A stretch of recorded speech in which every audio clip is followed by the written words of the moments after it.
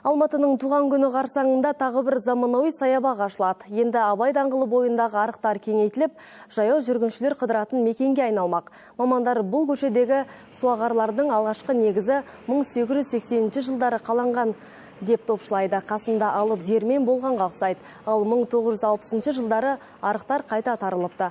Тарихи нысан саналатын мекенжай жанында адам танымастай түрленеді. Бұдан былай дүйім жұрт таудан аққан судың жағасында салқындап қыдыратын болады. Достық даңғылынан бастап Есентай өзеніне дейін асфальт алынып тасталынбақ. Тақтайдай тегіс жер тек веложолақтарға ғана қалдырылады. Маңайда көптеген жасыл желек отырғызылады. Сондай-ақ көптеген көше шамдары да орнатылмақ. Суға түсуге болады енді, жаяумен. Негізінде енді кезінде сол судың жағасында ешкім отырып жатқан жоқ. Бірақ тауға еліміз көп барады, таудың судың жағасында қасында отырады. Біздің қаламыздың ішінде ондай бір байлығымыз бар деп айтайын.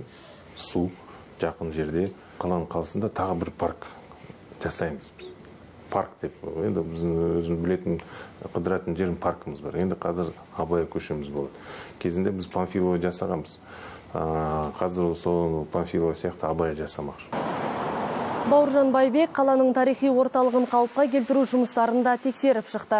Айта кетейік, Абай, Абылайхан, Назарбаев даңғылдары мен Абай алаңының учаскелерінде инженерлік желілерді ауыстыру көзделген.